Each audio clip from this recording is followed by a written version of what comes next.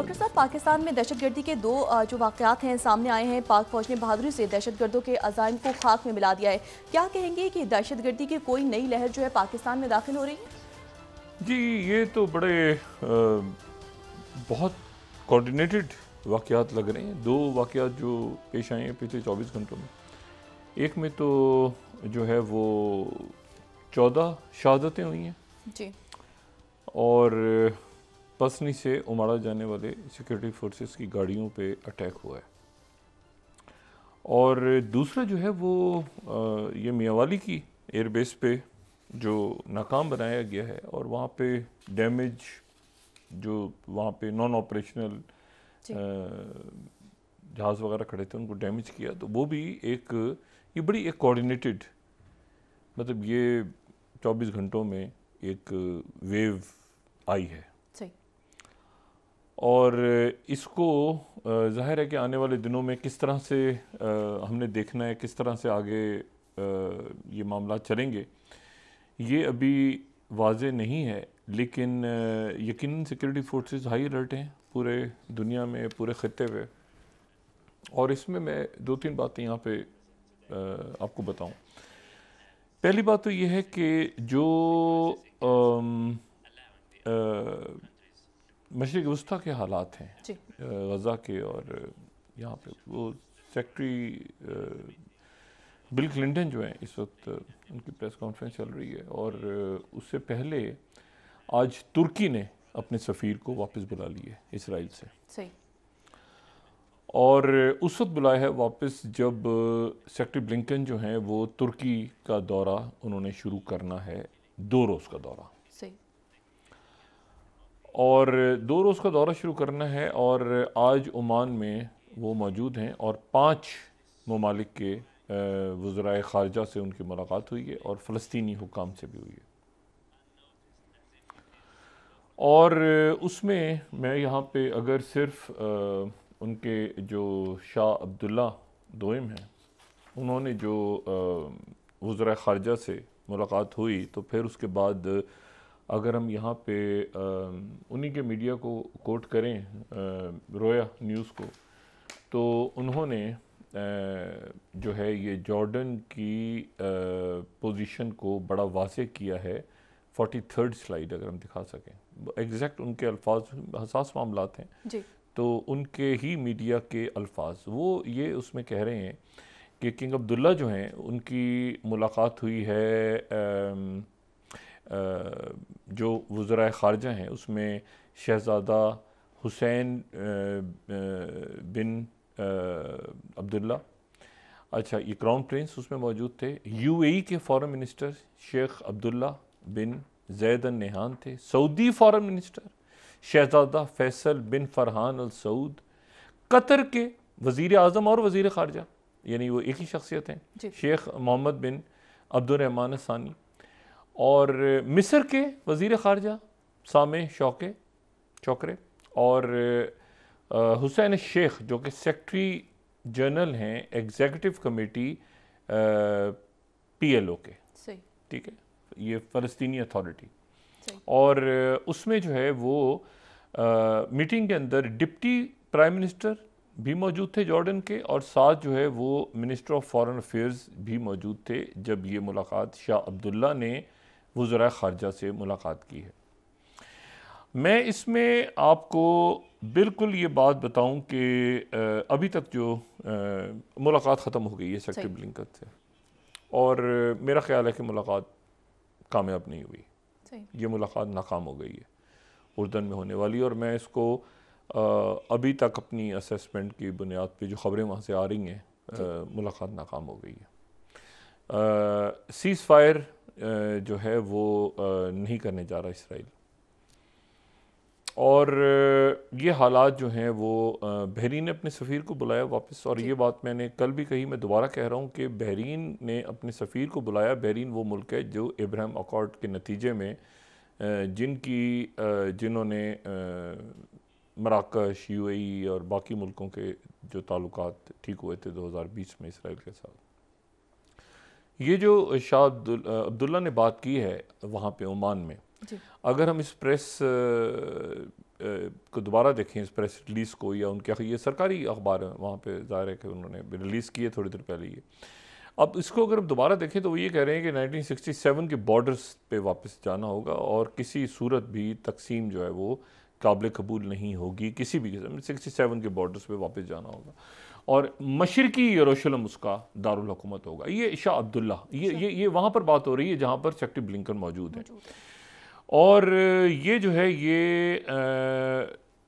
जो तुर्की ने बुलाया अपने सफ़ीर को अभी, और आज एक और अजब मामला हुआ है। कल बहरीन ने बुला लिया था जी। आज हेंडोरस ने अपने सफारती ताल्लुकात तोड़ने का ऐलान किया है। हेंडोरस जो है ये लातीनी अमेरिका के का, इससे पहले बोलिविया, इससे पहले जो है वो हमने देखा कि कोलंबिया, इससे पहले हमने देखा चिली। उन्होंने अपने सफ़ीर को वापस बुलाया। सब मुकम्मल शायद सफारती ताल्लुकात नहीं, थोड़े सफ़ीर को वापस बुला लिए। और उसके बाद होंडुरस जो है, अगर हम ये मैप पे देखें तो होंडुरस जो है ये बिल्कुल आप समझें कि कैरिबियन एक तरफ है, यानी ये लैटिन अमेरिका तो बिल्कुल, मैक्सिको, ब्राज़ील के तो हमें पता है लूला दे सिल्वा बहुत वोकल रहे हैं जी। बहुत उन्होंने बात की है। तो लातीनी अमेरिका जो है वो अपने ताल्लुकात इसराइल से तोड़ता चला जा रहा है, और इसराइल यानी आज होंडुरस जो है वो एक नया मुल्क सामने नहीं, वो लिस्ट में शामिल हो गया जिसने इसराइल के साथ अपने ताल्लुकात तोड़ने का ऐलान किया। सही। अच्छा, मैं आपको सिर्फ ये बात बताऊं कि अभी जो प्रेस कॉन्फ्रेंस है, ज़ाहिर है उसमें मुख्तलिफ वज़रा साथ खड़े हैं, और ये प्रोग्राम जब लाइव जा रहा है तो उस प्रेस कॉन्फ्रेंस चल रही है। लेकिन सीज़ फायर का अगर ये सीज़ फायर की बात नहीं होती, आज बात सीज़ फायर की नहीं होती, तो ये मुलाकात नाकाम है। सही। और अगर सीज़ फायर की बात हो जाती है तो फिर इस मुलाकात से बात आगे बढ़ेगी। सही। और उसके बाद अरब ममालिक, सऊदी अरब के जो वज़ीर ख़ारजा हैं, उनकी सेक्रेटरी ब्लिंकन से मुलाकात से पहले एक शख्सियत से बड़ी तवील टेलीफोन पे बात हुई है, और वो शख्सियत हैं चाइना के वज़ीर ख़ारजा वांग यी। और वांग यी जो हैं उन्होंने बिल्कुल सऊदी वज़ीर ख़ारजा से तफसील से बात की और कहा है कि हम मुकम्मल तौर पे गज़ा में जो मज़ालिम हैं चाइना और रशिया उस पर साथ खड़ा है। सही। ठीक है, फ़लस्तीनियों के साथ खड़ा है और अरब ममालिक और मुसलमान ममालिक के साथ खड़ा है। और फिर इस बात को लेकर जो है वो इस मैसेज को लेकर वहाँ पे गए हैं, और बहरीन ने अपने साथ। अच्छा, अब यहाँ जो दूसरा मामला है वो ये है कि इसको भूल जाएं इस बात को कि ये हिज़्बुल्लाह जो सईद हसन नसरुल्लाह की जो स्पीच कल हुई है, और उसमें उन्होंने कहा कि हम अभी नहीं इन्वॉल्व हो रहे। घमसान की लड़ाई हो रही है इस वक्त, घमसान की लड़ाई हो रही है, यानी जनूबी लेबनान और इसराइल की जो, मतलब आप यूँ समझें कि झड़पें, घमसान की झड़पें, लड़ाई झड़पें बहुत कशीदगी शदीद। और वहाँ पर वो जो दूसरा मामला है वो ये है कि जो मगरबी मीडिया है, जो दुनिया भर के ज़राए अबलाग हैं, और जो पब्लिक सेंटिमेंट, यानी 1 महीना होने को है, आज 4 तारीख गुजर गई, 7 तारीख को ये वाक़या पेश आया था। 1 महीना होने को है, और 1 महीने से इसराइल बमबारी कर रहा है। कुछ 10,000 के करीब शोधा हो गए हैं, जिसमें 40% से ज़्यादा 12 साल से कम उम्र बच्चे हैं। और उसमें जो यानी आप देखें ना, कल 5 होगी तो 7 तारीख, यानी इस दौरान उन्होंने सिर्फ बमबारी की है, अपना कोई बंदा नहीं छुड़ा सके, एक भी कोई किसी बंदे को मार नहीं सके हमास के शहरियों के अलावा। और जो बड़ी एक खौफनाक बात है जो सामने आई है जी। वो ये है कि ये जो आज न्यूयॉर्क टाइम्स ने आज एक तहकीकाती रिपोर्ट शाये की है, पहली स्लाइड, और इसको पढ़ के इस कदर दुख, इतना दुख और इस कदर अफसोस है। उन्होंने कहा है कि पाउंड के बॉम्ब जो हैं ये जाबलिया में इस्तेमाल हुए हैं, 2000 पाउंड के बॉम्ब्स। और ये जो बॉम्ब्स हैं ये फिर न्यूयॉर्क टाइम्स ने इनकी सैटेलाइट पिक्चर्स लेके ये सैटेलाइट पिक्चर भी इन्होंने कहा कि 40 फुट गहरे गड्ढे पड़ गए हैं वहाँ पे, जहाँ बम गिरा है वहाँ 40 फुट गहरा गड्ढा, 40 फुट, ये न्यूयॉर्क टाइम्स है। और फिर न्यूयॉर्क टाइम्स ने सैटेलाइट इमेजेस जारी की हैं, न्यूयॉर्क टाइम्स ने, और न्यूयॉर्क टाइम्स ने कहा है कि ये जो है ये सैटेलाइट इमेजेस हैं और उसमें ये 40-40 फुट के गड्ढे जो हैं ये शुमाली इलाकों में, शुमाली जो इलाका है गज़ा का, शुमाली गज़ा जो है जो सबसे ऊपर उनकी पट्टी का इलाका है, तो वो कह रहे हैं कि जी यहाँ पर जो गड्ढे हैं, मतलब जो 2000 पाउंड का जो बॉम्ब गिरा है, तो दो ऐसी जगह हैं कि मतलब वो गड्ढे आपस में मिल गए हैं, मतलब उनके दरमियान से चलने की इतना करीब गिरे हैं गुंजान आबादी में। और ये न्यूयॉर्क टाइम्स की रिपोर्ट है। इसी के साथ ये तो हो गया अमेरिका का न्यूयॉर्क टाइम्स, इसी के साथ गार्डियन ने रिपोर्ट दी है।